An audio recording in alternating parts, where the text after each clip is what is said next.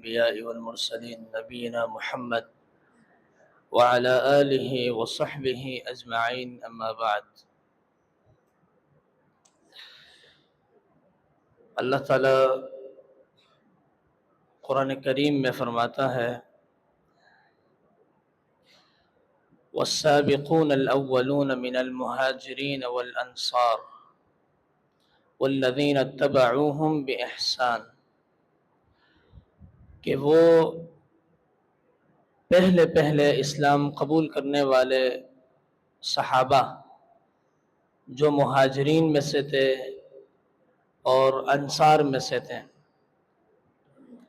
اور جنہوں نے ان مہاجرین اور انصار صحابہ کی پیروی کی، رضی اللہ عنہم ورضوا عنہ، اللہ تعالیٰ ان سب سے راضی ہوا اور وہ سب اللہ کے راضی ہیں۔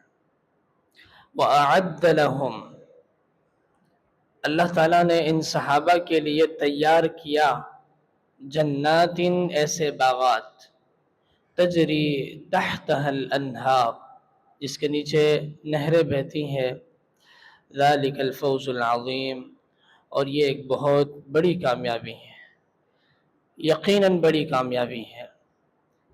جس کو جنت مل جائے تو وہ شخص کامیاب ہے۔ فمن زحزح عن النار وادخل الجنہ فقد فاز، جو جہنم سے بچا لیا گیا نا اور جنت میں داخل کر دیا گیا، بس وہ کامیاب۔ اسی کامیابی کے لیے ہمیشہ سے یہ سرکل چل رہا ہے کہ کوئی اس میں کامیاب ہو جاتا ہے اور کوئی ناکام ہو جاتا ہے۔ صحابہ کرام کی مقدس جماعت کیوں بنی، کیسے بنی؟ کیا صحابہ کرام پہلے نہیں تھے؟ لیکن ان کو رضی اللہ عنہم ورضوا عنہ کیوں ملا؟ اسی لیے کہ انہوں نے کوئی کسر نہ چھوڑی اس میں کامیاب ہونے کی، اور اللہ نے انہیں کامیابی دی۔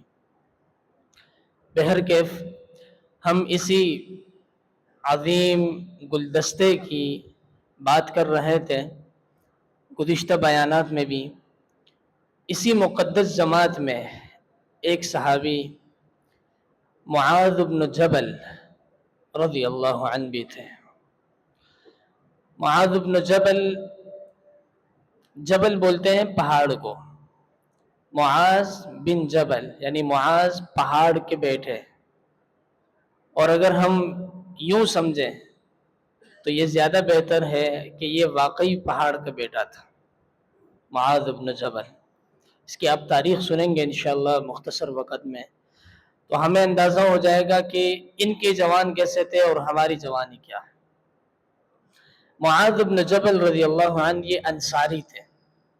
دو ہی لوگ تھے، ایک مہاجرین جو مکہ میں رہنے والے تھے، ایک انصار جو مدینہ میں رہنے والے۔ مدینہ میں پھر دو قبیلے تھے، اوس اور خزرج۔ جب رسول اللہ صلی اللہ علیہ وسلم مدینہ آئے تو آپ نے ان کو انصار کا لقب دیا۔ پہلے یہ انصار نہیں کہلاتے تھے، انصار کا لقب آپ نے اسلام میں ان کو دیا، ورنہ ان کے دو قبیلے تھے، اوس اور خزرج۔ معاذ ابن جبل رضی اللہ عنہ یہ انصار میں سے خزرجی تھے، خزرج قبیلے سے تعلق رکھا کرتے۔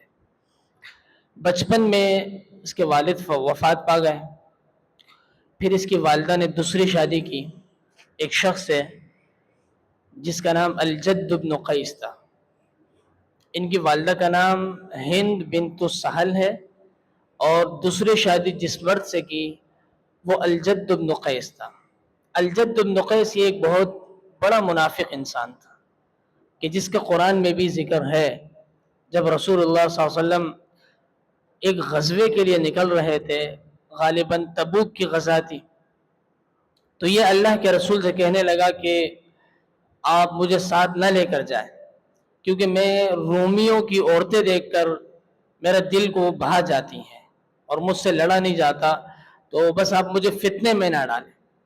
تو اللہ تعالیٰ نے یہ آیتیں نازل فرمائی کہ الا فی الفتنۃ سقطوا، فتنے میں تو یہ گر چکا ہے۔ فتنہ منافقت کا فتنہ، جو شخص منافقت کے فتنے میں گر گیا تو پھر اس سے بڑا کون سا فتنہ ہے۔ تو یہ وہی شخص ہے الجد بن قیس جس سے معاذ بن جبل رضی اللہ عنہ کی والدہ نے دوسری شادی کی۔ لیکن یہاں ایک نقطہ کہ دیکھیں، اللہ تعالیٰ جس کو بچانا چاہے، کس کے گھر میں پرورش ہو رہی ہے، ایک بڑا منافق ہے، اور معاذ بن جبل جو دین کا ایک پہاڑ ہے، کہاں پرورش ہوئی اور کیا بندہ نکلا اس سے. بس اللہ تعالیٰ نے اس کو بچانا تھا، ایک عظیم انسان بنانا تھا، بنایا اسے. 18 سال کی عمر میں معاذ بن جبل رضی اللہ عنہ نے اسلام قبول کیا ہے. اور اسلام کا واقعہ ایسا ہے کہ جب رسول صلی اللہ علیہ وسلم مکہ میں دعوت و تبلیغ کا کام کر رہے تھے تو مدینہ سے جو پہلا وفد کیا تھا نا چند بندوں کا، جس کو بیعت العقبہ الاولی کہتے ہیں، بیعت العقبہ الاولی یعنی پہلی بیعت، تو وہ جو لوگ گئے تھے انہوں نے وہاں جا کر رسول صلی اللہ علیہ وسلم کے ہاتھ پر بیعت کی، اسلام قبول کیا، اور واپسی آتے ہوئے اللہ کے رسول سے ایک صحابی لے کر آئے تبلیغ کے لیے، اور وہ صحابی تھے مصعب بن عمیر رضی اللہ عنہ. جب اس کو مدینہ لائے اور مدینہ میں مصعب بن عمیر نے دعوت کا کام شروع کیا تو اسی تبلیغ کے نتیجے میں معاذ بن جبل رضی اللہ عنہ مسلمان. 18 سال کی عمر ہے ان کی، یعنی بھی جوانی کی تہلیز پر انہوں نے قدم رکھا اور اسلام میں داخل ہو. اللہ اکبر. صحابہ کرام کی ہر صحابی کی کوئی نہ کوئی خصوصیات موجود تھی. معاذ بن جبل کو اگر ہم جانتے ہیں صحابہ کرام میں خاص طور پر تو وہ ان کے علم کی وجہ سے جانتے ہیں. ان کا عالم ہونا، کوئی معمولی عالم نہیں تھے. آپ اس سے اندازہ لگائیں کہ رسول اللہ صلی اللہ علیہ وسلم کے دور کا مفتی ہے، یعنی اللہ کے رسول موجود ہے اور معاذ فتویٰ دیا کرتے تھے. معاذ فتویٰ دیا کرتے تھے. کیسے فتویٰ دیتے تھے؟ اپنی طرف سے نہیں، اللہ کے رسول نے انہیں یہ اجازت دے رکھی تھی. اور اجازت بھی کیوں دی؟ کیونکہ ان پر اعتبار تھا، ان کے علم کا علم تھا اللہ کے رسول کو، اس لیے ان کو اجازت دے رکھی تھی کہ تم فتوے دے سکتے ہو. فتویٰ دینا عالم کے لیے یہ بڑا نہیں ہے، لیکن جب آپ کہیں گے نا کہ اللہ کے رسول کے دور کا مفتی ہے تو پھر بڑی بات ہے. پھر یہ ہر صحابی کو یہ نہیں ملی. خاص طور پر قرآن میں بڑی مہارت تھی.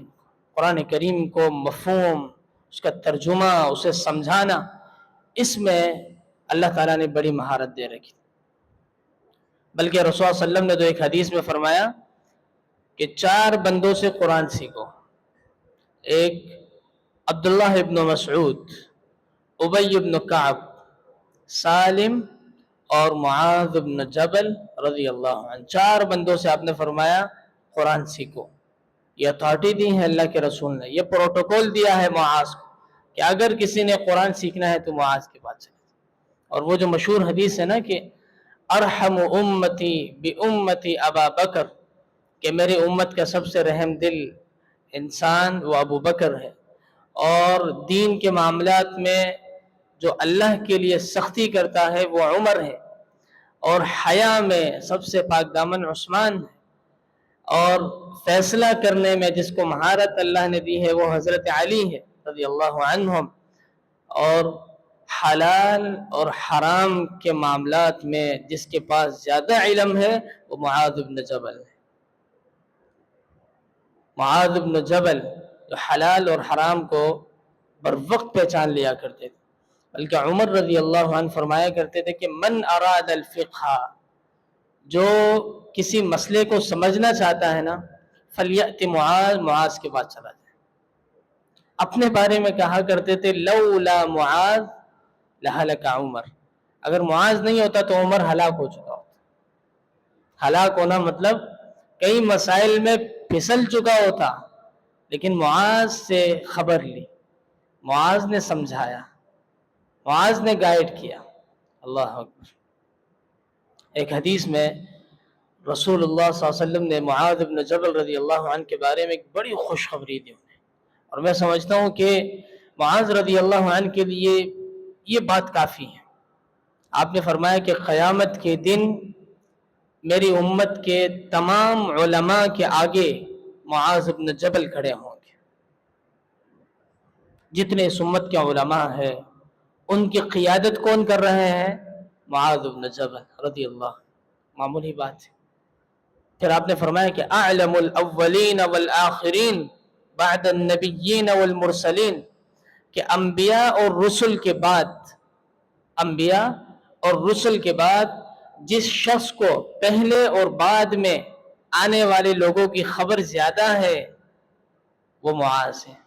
یعنی جو قومیں گزر چکی ان کے قصے کس کو زیادہ یاد ہے؟ معاذ کو۔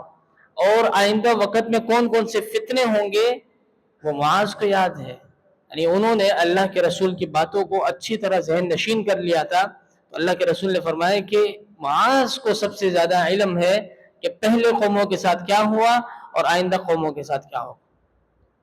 اور فرمایا وَإِنَّهُ لَيُبَاهِي بِهِمُ الْمَلَائِكَةَ، کہ اللہ تعالیٰ تو معاذ رضی اللہ عنہ کا تذکرہ فرشتوں کے سامنے کرتا ہے اور فخر کرتا ہے کہ دیکھو اس کو۔ ایک ہم ہے کہ ہمارا تذکرہ ہمارے گھروں میں بھی خیر سے نہیں ہوتا ہوگا، ساتھ میں رہنے والا بھی ہمارا تذکرہ خیر سے نہیں کرتا، اور ایک وہ شخص ہے، یہ الفاظ چھوٹے ہوتے ہیں صرف سننے کے لیے کہ اللہ ایک بندے کا فرشتوں کے سامنے فخر کر رہا ہے۔ کوئی معمولی بندہ نہیں ہے، یہ کوئی معمولی شرف نہیں ہے۔ اللہ تعالیٰ اپنے ایک غلام کا فرشتوں کے سامنے ذکر کر کے فخر کر رہا ہے کہ دیکھو اس معاذ کو۔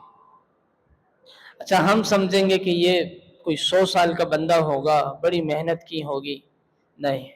18 سال کی عمر میں انہوں نے اسلام قبول کیا، اور 18 سے لے کر 28 سال کے درمیان یہ اللہ کے رسول کے دور کے مفتی بھی ہیں، اور یہ ساری فضیلتیں ان کے حق میں آئے۔ 28 سال کا بندہ، اس کو یہ شرف، اس کو یہ مقام، اللہ اکبر۔ پھر جب مکہ فتح ہوا تو رسول صلی اللہ علیہ وسلم نے ان کو مکے میں ہی رہنے کا کہا، کیونکہ وہ حنین کی طرف نکل رہے تھے، تو آپ نے معاذ سے کہا کہ تم مکے میں رہو اور یہاں لوگوں کو اسلام کی دعوت دو۔ پھر جب رسول صلی اللہ علیہ وسلم حنین سے آئے تو ان کو یمن کی طرف قاضی بنا کر بھیج دیا۔ آپ نے زکوٰۃ کے معاملے میں اکثر حدیث سنی ہوگی نا، کہ رسول صلی اللہ علیہ وسلم نے معاذ کو یمن کی طرف بھیجا، اور آپ نے اس کو فرمایا کہ ایسا کرنا ایسا کرنا، پہلے اسلام کی دعوت دینا، پھر نماز کا بتانا، پھر زکوٰۃ کا بتانا۔ وہ جو حدیث ہے وہ اس موقع پر رسول صلی اللہ علیہ وسلم نے ان کو یمن کی طرف روانہ کیا۔ یمن میں یہ قاضی رہے، اللہ اکبر۔ یہ جو موقع تھا، مرحلہ، کہ جب اللہ کے رسول معاذ رضی اللہ عنہ کو یمن کی طرف روانہ کر رہے تھے، یہ بڑا دل دادا ہے۔ اللہ کے رسول نے معاذ کو تیار کیا، معاذ رضی اللہ عنہ سواری پر سوار ہوئے اور نکل گئے۔ جس طرح آہستہ آہستہ جا رہے ہوتے ہیں نکلتے وقت، تو اللہ کے رسول بھی ان کے ساتھ جا رہے ہیں پیدل۔ معاذ سواری پر ہے اور رسول صلی اللہ علیہ وسلم پیدل ہے، اور آپ معاذ کے ساتھ تیز سے چل رہے ہیں، اور چلتے چلتے ان کو سمجھا رہے ہیں کہ ایسا کرنا ایسا کرنا، اس فیصلے میں یہ کرنا، اس معاملے میں یہ کرنا۔ اللہ اکبر، کیا منظر ہے یہ، کہ اللہ کے رسول کو کتنی محبت ہے معاذ کے ساتھ، کتنی محبت۔ پھر جیسے ہی وہ ان کو الوداع کرنے لگے تو ان سے کہا کہ معاذ لعلک لا تلقانی بعد عام هذا، ہو سکتا ہے کہ اگلے سال میری تم سے ملاقات نہ ہو پائے، اور جب تم مدینہ میں آؤ تو میرے مسجد اور میرے قبر کے پاس سے گزرو۔ یہ اشارہ تھا معاذ کی طرف کہ یہ ہماری آخری ملاقات ہے۔ ایک مرتبہ معاذ رضی اللہ عنہ رسول صلی اللہ علیہ وسلم کے سواری پر ان کے پیچھے سوار تھے، تو رسول صلی اللہ علیہ وسلم نے فرمایا یا معاذ، اے معاذ۔ اس نے کہا لبیک، اللہ کے رسول حاضر ہوں، حکم۔ فرمایا کہ واللہ انی لاحبک، اللہ کی قسم ہے مجھے تم سے محبت۔ الفاظ سمجھ رہے ہیں؟ کمال یہ نہیں ہے میں کہوں مجھے اللہ سے محبت ہے، مجھے رسول سے محبت ہے، یہ کمال نہیں ہے۔ کمال یہ ہے کہ اللہ کہے کہ مجھے اپنے فلاں بندے سے محبت ہے، رسول اللہ صلی اللہ علیہ وسلم کہے کہ مجھے فلاں امتی سے محبت ہے، یہ کمال ہے۔ معاذ رضی اللہ عنہ کو کون فرما رہا ہے؟ اللہ کے رسول فرما رہے واللہ، قسم ہے اللہ کی، انی لاحبک، مجھے تم سے محبت ہے، مجھے تم سے محبت ہے۔ تو انہوں نے کہا اللہ کے رسول قربان جاؤں آپ پر، مجھے بھی آپ سے محبت ہے۔ تو رسول صلی اللہ علیہ وسلم نے فرمایا کہ پھر میری ایک بات یاد رکھنا کہ کبھی بھی نماز کے بعد، فرض نماز کے بعد یہ الفاظ پڑھنا نہ چھوڑنا، اللہم اعنی علی ذکرک و شکرک و حسن عبادتک، جو ہم نماز کے بعد مسنون اذکار میں پڑھتے ہیں۔ تو یہ اللہ کے رسول نے خاص وصیت تھی معاذ کو کہ یہ نہیں چھوڑنا کبھی، اس کو پڑھنا۔ اور اگر آپ کہیں تو اس کا مختصر ترجمہ یہی ہے کہ اے اللہ مجھے تیری عبادت کرنے میں میری مدد فرما، تیرا ذکر کرنے میں میری مدد فرما، تیرا شکر کرنے میں میری مدد فرما۔ یہاں سے یہ بات سمجھ آئی کہ ہم عبادت بھی اللہ کی مدد کے بغیر نہیں کر سکتے۔ ہم اگر اللہ کا شکر کرنا چاہتے ہیں نا تو اس کے لیے بھی اللہ کی توفیق کے محتاج ہیں۔ اگر ہم شکر کر رہے ہیں تو اس میں ہمارا کمال نہیں ہے، یہ ہمیں دراصل اللہ کی طرف سے توفیق ہے کہ ہم اس کا شکر ادا کر رہے ہیں۔ شرک سے انتہائی نفرت معاذ رضی اللہ عنہ، انتہائی، یعنی پہلے جب شرک کی حالت میں تھے اور جب اسلام میں داخل ہوئے، اسلام لانے کے بعد ایسی نفرت ہو گئی شرک سے کہ صرف دل میں نہیں بلکہ اسے ظاہر کرتے تھے کبھی کبھار۔ ایک مرتبہ رسول صلی اللہ علیہ وسلم نے ان سے فرمایا کہ یا معاذ لا تشرک باللہ، شرک نہیں کرنا اللہ کے ساتھ، وَإِن قُطِعْتَ، اگر تجھے ٹکڑے ٹکڑے کر دیا گیا، وَحُرِّقْتَ، تجھے جلا دیا گیا، شرک نہیں کرنا اللہ سے۔ وہ بات ان کے ذہن میں اور دل میں بیٹھ گئی کہ نہیں، شرک سے نفرت، شرک نہیں کرنا ہے۔ وہ کام جو شرک کے قریب لے جائے اس کو وہیں سے لات مار دیا کرتے تھے، اسے قریب نہیں آنے دیا۔ ایک مرتبہ رسول صلی اللہ علیہ وسلم نے معاذ سے پوچھا کہ اتدری ما حق اللہ علی العباد، معاذ کیا تم جانتے ہو کہ اللہ کا اپنے بندوں پر کیا حق ہے؟ انہوں نے کہا کہ اللہ اور اس کا رسول بہتر جانتا ہے۔ آپ نے فرمایا کہ اللہ کا بندوں پر حق یہ ہے کہ بندے صرف اسی کی عبادت کرے اور اس کے ساتھ کسی کو شریک نہ ٹھہرائے۔ پھر آپ نے تھوڑی دیر کے بعد پوچھا کہ اتدری ما حق العباد علی اللہ، کیا تم جانتے ہو کہ اللہ نے اپنے بندوں کا خود پر کیا حق رکھا ہے؟ یعنی اللہ پر تو کوئی حق نہیں رکھ سکتا، لیکن اللہ نے خود اپنے آپ پر حق رکھا ہے بندوں کا۔ کیا حق ہے؟ کہ اگر بندے صرف اسی کی عبادت کریں گے، شرک نہیں کریں گے، تو وہ ان کو عذاب نہیں دے گا، وہ انہیں عذاب نہیں دے گا۔ یہ اللہ پر بندوں کا حق ہے جو اللہ نے اپنے آپ پر لازم کر لیا۔ یہ احادیث کتب میں جب بھی آپ پڑھیں گے نا تو اس کو بیان کرنے والا آئیں گے معاذ ابن جبل رضی اللہ عنہ۔ پھر جب عمر رضی اللہ عنہ خلیفہ بنے تو انہوں نے شام جانا چاہا، اصرار کیا کہ نہیں، مجھے شام بھیج دیا جائے۔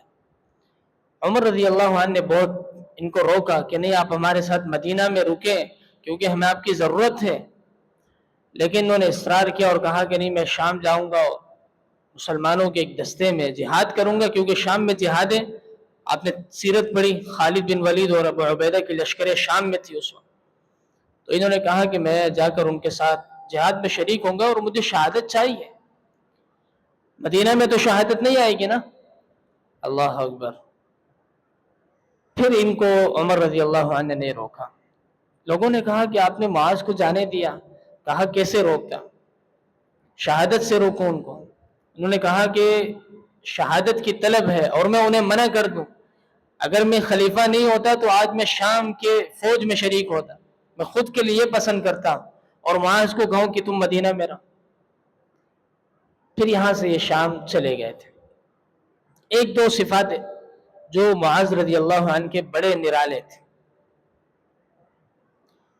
ایک تو یہ کہ سخی تھے، مالدار نہیں تھے لیکن سخی تھے۔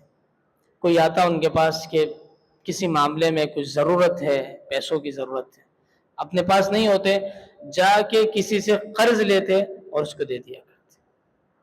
ہم نے آج تک سنا فلاں شخص مالدار ہے، وہ بڑا تعاون کرتا ہے، یہ سنتے ہیں، لیکن ایک شخص جو قرض لے کر مدد کرے، اپنے نام پر قرض لیا اور دوسروں کو تعاون کیا، اور کرتے تھے ایک وقت آیا، تاریخ میں آتا ہے کہ غرما بڑھ گیا، غرما یعنی قرضدار، قرض خواہ بڑھ گئے۔ کبھی کبھار تو معاذ رضی اللہ عنہ کئی دن تک چھپ کے رہتے ہیں، کہیں جا کر دن گزارتے ہیں، اور جب پیسوں کا بندوبست ہو جاتا تو آتے اور ان کو ان کا قرض دے دیا کرتے۔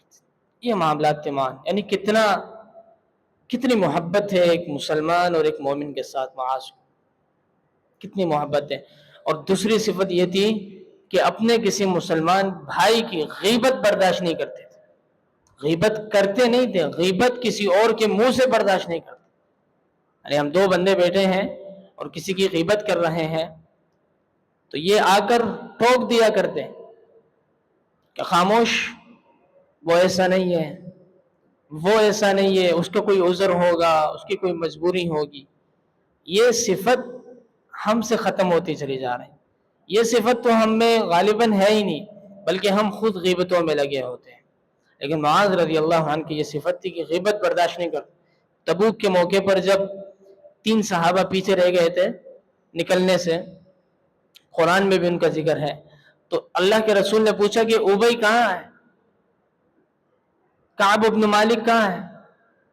تو کسی نے کہا مسلمانوں میں سے کہ اللہ کے رسول، ان کو تو ان کی گھر کی عورتوں نے اور ان کے زمینوں نے اور ان کے درختوں نے کو روک دیا، یعنی دنیا کی محبت میں پیچھے رہ گیا۔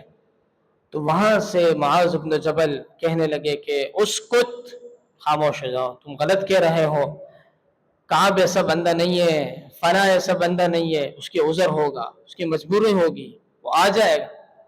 دفاع کرنا ایک مسلمان کا حق ہے کہ اس کی غیبت کرے، اس پر بہتان باندھے، اس کا دفاع کیا۔ یہ صفت تھی معاذ بن جبل رضی اللہ عنہ۔ تہجد گزار عمرو بن میمون کہتے ہیں کہ جب یہ یمن سے آئے تو پہلے دن انہوں نے ہمارے گھر سٹے کیا، رات کو تہجد کے لیے اٹھے، اور یہ تو ان کا معمول تھا۔ کہتے ہیں کہ مجھے معاذ کی کوئی قرات سمجھ نہیں آئی، کیا پڑھ رہے ہیں وہ، کیوں؟ کیونکہ وہ روئے جا رہے تھے، مجھے سمجھ نہیں آ رہی تھی کہ یہ کیا پڑھ رہا ہے۔ کہتے ہیں اس دن کے بعد ایسی محبت دل میں بیٹھی اس معاذ کے لیے کہ یہ مٹی میں دفن ہو گئے، زمین میں اتر گئے، لیکن محبت ختم نہیں۔ اسے تہجد گزار۔ صحابہ کرام جب بیٹھے ہوتے ہیں نا اور آپس میں بات چیت چل رہی ہوتی اور اس میں معاذ بھی ہوتا، تو جب کوئی صحابی بات کرتا تو یہ آنکھوں سے معاذ کو دیکھتا، یعنی معاذ کا ایک روب، ایک ہیبت تھی۔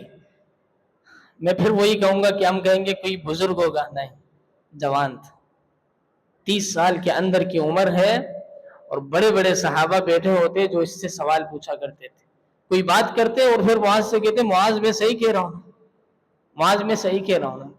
یہ شرف کیسے ملا؟ اللہ نے اتنا بڑا شرف دے دیا اتنے مختصر عمر۔ بحر کے شام میں جب یہ گئے، وہیں پر یہ مسلمانوں کی فوج میں شریک رہے، اور یہ اپنے ساتھ اپنے اہل خانہ کو بھی شام لے گئے تھے، وہیں انہوں نے رہائش بھی کر لی تھی۔ پھر ایک بیماری جس کا میں نے شاید ذکر کیا تھا، طاعون امواس کے نام سے یہ بیماری پھیلی، وبا، اور یہ ایک ایسی وبا پھیلی تھی جس میں آپ یوں سمجھ لیں کہ ہزاروں بندے کئی دنوں کے حساب سے مر گئے تھے، اتنی خطرناک وبا تھی۔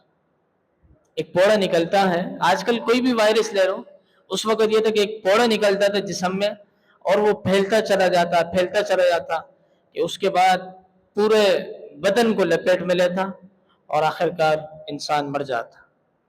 معاذ رضی اللہ عنہ اپنے 2 بیویوں اور 2 بیٹوں کے ساتھ شام کی طرف چلے گئے، لیکن جب یہ بیماری پھیلی تو سب سے پہلے اٹیک جن لوگوں پر ہوا اس میں معاذ رضی اللہ عنہ کے 2 بیٹے بھی تھے۔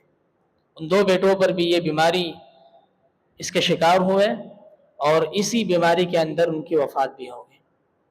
پھر بیٹوں کے بعد ایک بیوی اور پھر دوسری بیوی، یعنی دونوں بیویاں بھی اس کا شکار ہو گئے، اور اسی وبا میں معاذ بن جبل رضی اللہ عنہ کی دونوں بیویاں بھی وفات پا گئی۔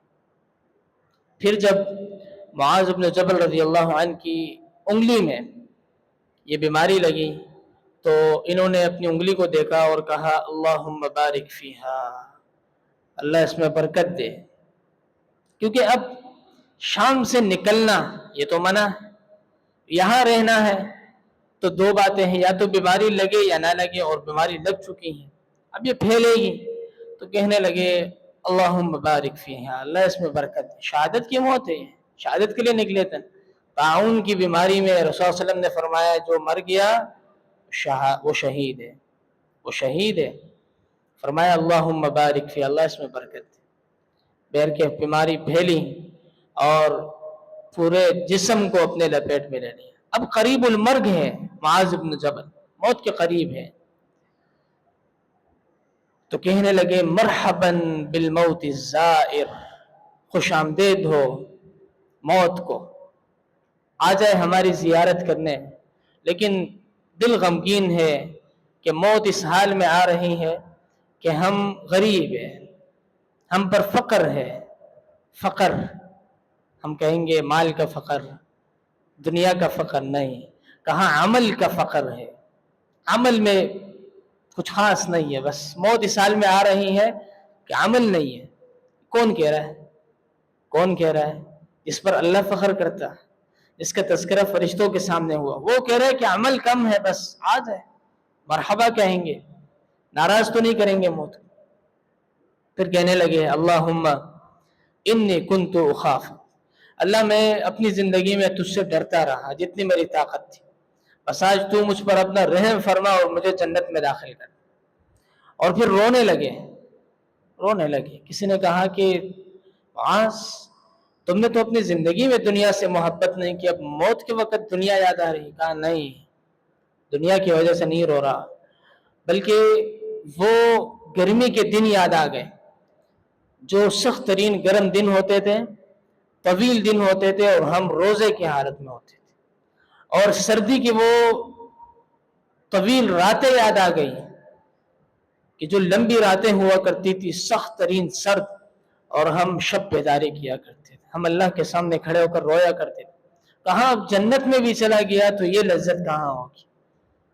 رونے لگے، اور کچھ ہی وقت کے ان کی روح قبض کر لی گئی۔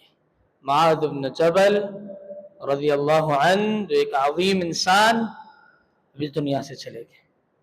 عمر 33 سال، 33 سال کی عمر، جب انسان کی جوانی پختگی پر آ رہی ہوتی ہے، اس وقت معاذ بن جبل اس دنیا سے گئے۔ اور عمر کوئی معنی نہیں رکھتا، معنی یہ رکھتا ہے کہ آپ نے اپنی زندگی میں اللہ کے سامنے اپنا مقام کیا بنایا۔ بس آپ کو 100 سال بھی مل جائے نا، اگر اللہ کی نظر میں کوئی مقام نہیں بنا سکے تو بیکار ہے۔ دیکھیں ایک صحابی تھے سعد ابن معاذ، جانتے ہیں آپ سعد ابن معاذ؟ یہ بھی مدینہ کے تھے۔ موقع نہیں ملا، نہیں تو ہم اس کی بھی سیرت بیان کرتے، اللہ نے زندگی دی تو انشاءاللہ اگلی بار بیان کروں۔ سعد ابن معاذ 30 سال کی عمر میں انہوں نے اسلام قبول کیا، 30 سال کی عمر، اور 36 سال کی عمر میں یہ شہید ہو گئے غزوہ احزاب کے موقع پر۔ 6 سال کی زندگی انہوں نے اسلام میں گزاری۔ بات میں کیا کر رہا تھا کہ عمر معنی نہیں رکھتا، 6 سال کی زندگی اسلام میں گزاری، لیکن ان 6 سالوں میں سعد بن معاذ نے جو اللہ کی نظر میں اپنا مقام بنایا وہ ہم 6000 سالوں میں بھی نہیں بنا سکتے شاید۔ کیا مقام تھا کہ جب وہ شہید ہوئے نا تو اللہ کا عرش ہلا، اللہ کا عرش حرکت میں آیا، 70,000 فرشتے ان کے جنازے میں تھے۔ یہ وہ معاذ ہے جن کی وفات پر مدینہ میں بچہ، بوڑھا، مرد، جوان، عورت، گھروں کے اندر باہر مجاہدین سب رو رہے تھے۔ 6 سالوں کے اندر اس بندے نے کیا کیا؟ ایسا بہت کچھ کیا، اگر تاریخ پڑھیں گے آپ، 6 سال کے اندر اس نے اللہ کے ہاں ایسا مقام بنا دیا۔ آخرکار رسول صلی اللہ علیہ وسلم نے فرمایا کہ سعد یہ وہ شخص ہے جس کو قیامت کے دن اللہ تعالیٰ سب سے پہلے دیکھ کر ہنسے گا، مسکرائے گا۔ سعد کو دیکھ کر اللہ مسکرائے۔ تو عمر معنی نہیں رکھتا میرے بھائی، دن بھی کافی ہے اگر کوئی کہے کہ اللہ کے سامنے اپنا مقام بنایا جائے۔